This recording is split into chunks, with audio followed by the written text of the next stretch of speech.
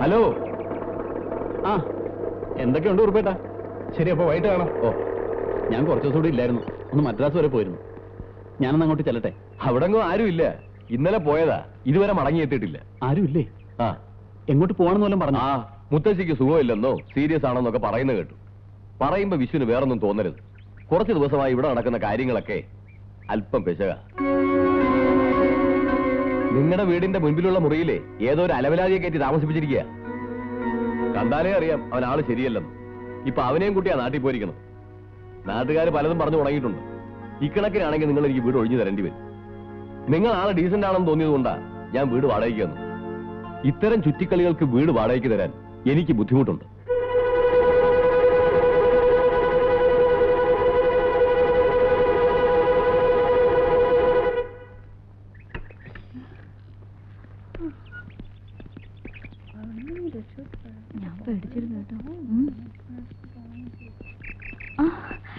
വിശ്വേട്ടനോ? ഇതെപ്പോ വന്നു? വിശ്വ, ഇത് ഉണ്ണികൃഷ്ണനാണ്. നമ്മൾ തമ്മില് നിങ്ങൾ അകത്ത് പോ. എനിക്ക് ഇയാളോട് അല്പം പേഴ്സണൽ ആയിട്ട് സംസാരിക്കാനുണ്ട്. ചെല്ലേ.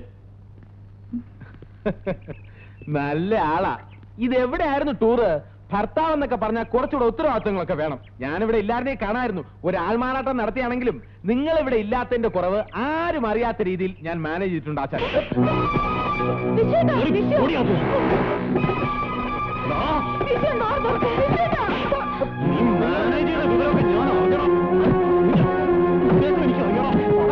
ഞാൻ പറയുന്നത് കേൾക്കി ഒന്നും പറയണ.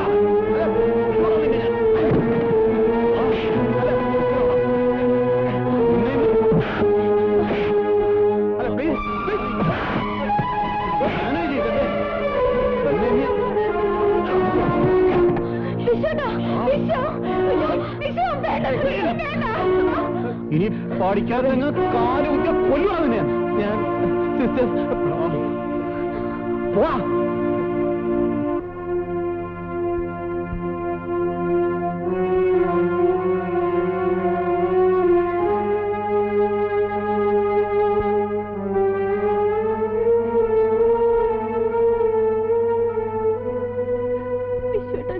മതി, കൂടുതലൊന്നും പറയണമെന്നില്ല. ഞാൻ ഇവിടെ ഇല്ലായിരുന്നപ്പോ എവിടെന്നോ വലിഞ്ഞു പറയുന്ന ഒരുത്തനെ വീട്ടിൽ കയറ്റി താമസിപ്പിക്കുക, ഭർത്താവാണെന്ന് പറഞ്ഞ് അവനെയും കെട്ടിയിരുന്ന വിളിച്ച് മുത്തശ്ശിയെ കാണാൻ പോവുക. ഞാനെന്നല്ല വേറെ ആര് കേട്ടാൽ ഇതൊന്നും സമ്മതിച്ചു തരാൻ പോണില്ല. എന്താ ഇത്? വെള്ളരിക്കാൻ പറ്റണം. നടന്നതൊക്കെ ഞാൻ വിശ്വനോട് പറഞ്ഞല്ലോ. ശരിയാ, തെറ്റ് തന്നെയാ. പക്ഷെ സത്യം തുറന്നു പറഞ്ഞ വിശ്വനെ എന്നെ മനസ്സിലാക്കുന്നു കരുതി. വിശ്വ, മറ്റുള്ളവർ പറയുന്നത് കേട്ട് ഞങ്ങളെ തെറ്റിദ്ധരിക്കരുത്. അറിഞ്ഞുകൊണ്ട് ഒരു തെറ്റും ഞങ്ങൾ ചെയ്തിട്ടില്ല. ക്ഷമ ചോദിക്കാൻ പോലും അർഹതയില്ലെന്നറിയാം. എന്നാലും അതല്ല,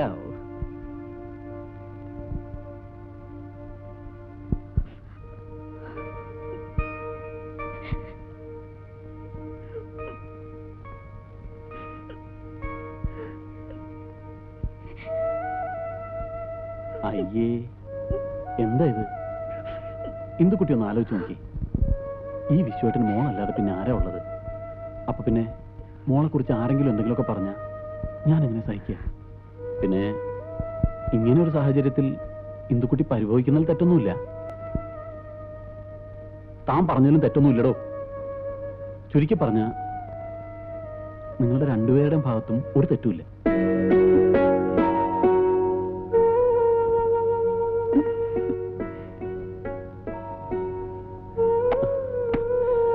അതെ, ഒരു സന്തോഷ വാർത്തയായിട്ട് ഞാനിപ്പോൾ ലാൻഡ് ചെയ്തിരിക്കുന്നത്. മദ്രാസിൽ നിന്ന് ഫൈനാൻസ് എല്ലാം ശരിയായി. അടുത്ത് തന്നെ കസ്റ്റമേഴ്സിന്റെയും മറ്റുള്ളവരുടെയും എമൗണ്ട് നമ്മൾ സെറ്റിൽ ചെയ്യുന്നു, സ്റ്റേ വെക്കേറ്റ് ചെയ്ത് വാങ്ങുന്നു, ഇന്ദുമതി കൺസ്ട്രക്ഷൻസ് കംപ്ലീറ്റ് ചെയ്യുന്നു. എന്നിട്ട് അതിന്റെ ഏറ്റവും മുകളിലത്തെ നിലയില് mister Viswanathan, Mrs Indu Viswanathan, baby Anju Viswanathan, baby Sanju Viswanathan, baby Manju Viswanathan. അയ്യോ, അപ്പൊ പെൺകുട്ടികൾ മാത്രം മതിയോ? പോരാ, master Vinay Viswanathan, master Vineeth Viswanathan, master Vinu Viswanathan. അയ്യോ,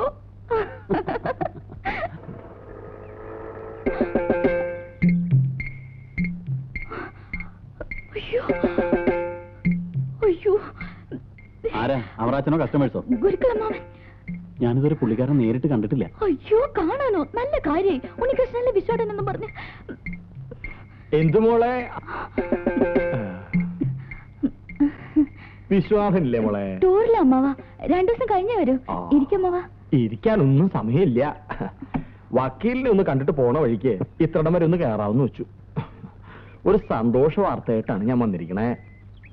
ഗുരുക്കളമ്മാവന്റെ അന്നത്തെ നാടകം ശരിക്കും ഏറ്റു. അടുത്ത ആഴ്ച മുത്തശ്ശി ഇങ്ങോട്ട് വരണുണ്ട്. തറവാടൊഴികെ ബാക്കി എല്ലാ വസ്തുക്കളും വിൽക്കാൻ ഏർപ്പാട് ചെയ്ത് കഴിഞ്ഞു. കാശൊക്കെ വിശ്വനാഥന്റെ ബിസിനസ്സിനോ മറ്റോ കൊടുക്കാൻ പോണെന്നോ പറയുന്ന കേട്ടു. വിശ്വനാഥനെ അത്രക്കെങ്ങ് ബോധിച്ചിരിക്കണു. തൽക്കാലം നിങ്ങൾ ഇതൊന്നും അറിഞ്ഞതായിട്ട് മുത്തശ്ശിയോട് ഭാവിക്കണ്ട.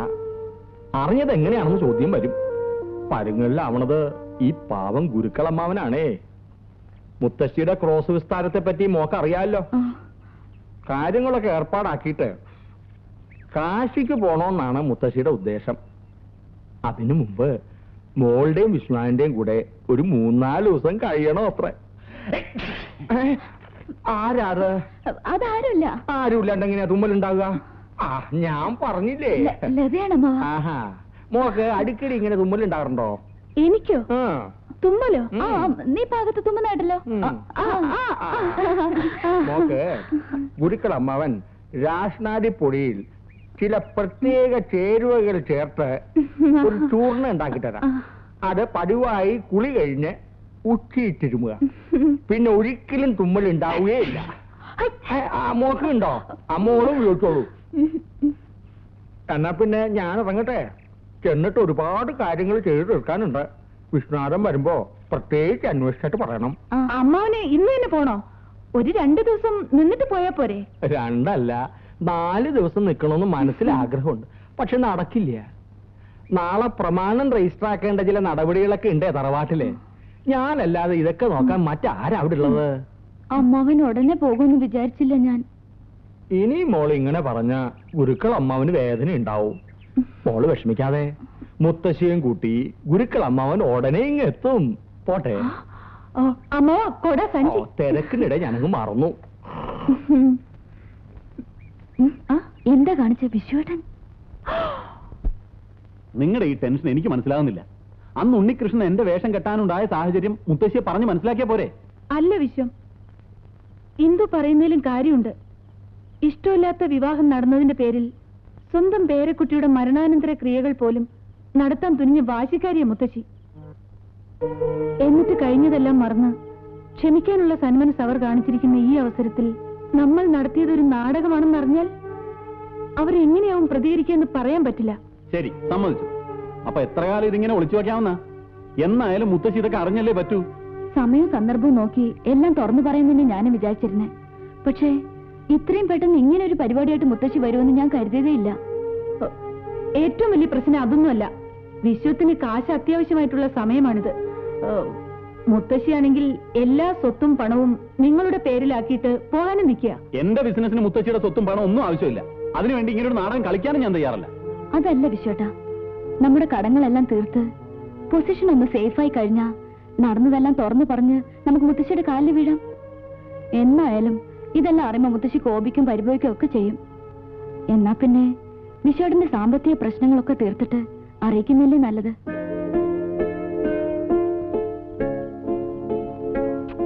തൽക്കാലം ഒരു 4 ദിവസത്തെ പ്രശ്നമല്ലേ ഉള്ളൂ. കാശിന്ന് മുത്തശ്ശി മടങ്ങി വന്ന ശേഷം നമുക്ക് എല്ലാ സത്യങ്ങളും തുറന്നു പറയാം. ബെല്ലും ബ്രേക്കും ഇല്ലാത്ത അയാളെ കൊണ്ട് വേഷം കെട്ടിക്കാൻ താല്പര്യം ഉണ്ടായിട്ടല്ല. പക്ഷെ അതുകൊണ്ട് നമുക്ക് കിട്ടാൻ പോകുന്ന ഗുണങ്ങൾ പലതാ. അതിന് ഞാനിനി അയാളെ എവിടെ പോയി തപ്പും? അഥവാ കണ്ടുപിടിച്ചാൽ തന്നെ അയാൾ സമ്മതിക്കുന്നുള്ളതിന് എന്താണ് ഉറപ്പ്? ഇടിച്ചതിന്റെ ലിവറിളക്കി കളയും. പെണ്ണുങ്ങളെ കമലടിക്കുന്നോളാം. ഇങ്ങനെ പറയുന്ന ഒരു പോലീസുകാരനെ ഒരു മീശയില്ലാതെ സങ്കല്പിച്ച് നോക്കിയ സുഹൃത്തുക്കളെ, അതാണ് പറഞ്ഞത്. മീശ മീശ, വരേൻ മീശ, കൊമ്പൻ മീശ, കൊനസ്റ്റ് മീശ, പോലീസ് മീശ, പട്ടാള മീശ, കായംകുളം കൊച്ചുള്ളി മീശ. ബഹനോർ ഭായിയോ, ലേഡീസ് ആൻഡ് ജെന്റിൽമെൻ, തായ്മാർകളെ, തന്തമാർകളെ, സഹോദരി സഹോദരന്മാരെ, ജീവിതത്തിലും കലാരംഗത്തിലും ഒരുപോലെ ഉപയോഗിക്കാൻ പറ്റിയ വിവിധ തരം മീശകൾ നിങ്ങളുടെ മുമ്പിൽ ഇപ്പോൾ വെച്ചുകൊണ്ടിരിക്കുന്നത് പ്രൊഫസർ കാഞ്ചൻ ജഗ്ഗ. സംപ്രതി വാർത്താഹ പ്രവാചക ബലദേവാനന്ദ സാഗര. സുഹൃത്തുക്കളെ, ദേവാനന്ദനെ പോലെ വലിയ നടന്മാർ ജനക് ജനക് പായൽ ബജെ ജനിച്ചത് മീശയില്ലാതെയാണ്. ദിൽഹേക്ക് മാൻതാ നഹീം. എന്നാൽ ദൈവത്തിന്റെ കൃപ കൊണ്ട് റോട്ടി കപ്പട ഓർ മകാൻ, ചെറിയ കപ്പട മഹാൻ മീശകൾ വച്ച് രുദ്ര മത്തന സ്വന്തം രൂപം പോലും മാറ്റാൻ അവർക്ക് കഴിഞ്ഞു. മുഖദ്ദർക്ക സികന്ദർ, മുഖത്തിന് ചേരുന്ന മീശ ആശിക്ക്. ആരാണ് ആശിക്കാത്തത്? ഒറ്റ നോട്ടത്തിൽ തന്നെ പ്രകടമായി ബുദ്ധിയില്ല എന്ന് നമുക്ക് മനസ്സിലാകുമെങ്കിലും നമ്മൾ ഇയാളെ പേടിക്കുന്നു. കാരണം ഇയാളുടെ മീശ. സുഹൃത്തുക്കളെ, അറച്ചു നിൽക്കാതെ മടിച്ചു നിൽക്കാതെ കടന്നു വരും. ഒരു പാക്കറ്റ് കൂടെ ടിക്കറ്റ് എടുക്കുന്നതിനേക്കാൾ എന്തുകൊണ്ടും നല്ലതല്ലേ ഈ മീശ വാങ്ങുന്നത്? പാക്കറ്റ് കൂടെ ടിക്കറ്റ് എടുത്താൽ സമ്മാനം കിട്ടുമെന്ന് എന്താണ് ഉറപ്പ്? എന്നാൽ ഈ മീശ വാങ്ങിയാൽ നിങ്ങളുടെ മുഖത്ത് ഈ മീശ ഉണ്ടാവുമെന്ന കാര്യത്തിൽ യാതൊരു സംശയവും വേണ്ട. വരൂ വരൂ വരൂ, വിവിധതരം മീശകൾ. 5 രൂപ, 10 രൂപ, 15 രൂപ, 20 രൂപ. വരൂ, വരൂ വരൂ, വാങ്ങിക്കോളൂ. ക്യൂ നിന്ന് വാങ്ങും. തള്ളരുത്, എല്ലാവർക്കും ഉണ്ടല്ലോ. എന്താ അങ്ങനെ? വരൂ വരൂ വരൂ. മീശയും താടിയൊക്കെ സഹായ വിലയാണ്. വാങ്ങിക്കോളൂ, ഓരോരുത്തരായിട്ട് വന്ന് വാങ്ങിക്കോളൂ. ഉണ്ണികൃഷ്ണ, വാങ്ങിച്ചോളൂ.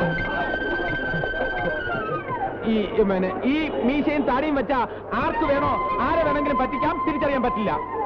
ഉണ്ണികൃഷ്ണ ഇങ്ങോട്ട് വന്നേ. ചിലപ്പോ ഈ താടിയും മീശയും വെച്ചാ പരിചയമുള്ള ആൾക്കാരാണെന്ന് നമുക്ക് സംശയം തോന്നുവരെ ചെയ്യും. ഉണ്ണികൃഷ്ണ, ഉണ്ണികൃഷ്ണ അവിടെ നിന്ന്. ഉണ്ണികൃഷ്ണ അവിടെ നിൽക്കാൻ. ഉണ്ണികൃഷ്ണ, ഉണ്ണികൃഷ്ണ അവിടെ നിൽക്കേ. അവിടെ നിൽക്കാൻ. ഉണ്ണികൃഷ്ണ നിൽക്കേ. ഒരു കാര്യം പറഞ്ഞോട്ടെ. പറയാൻ നിങ്ങൾ ഉദ്ദേശിക്കുന്ന ആളല്ല ഞാൻ. കാര്യം പറ.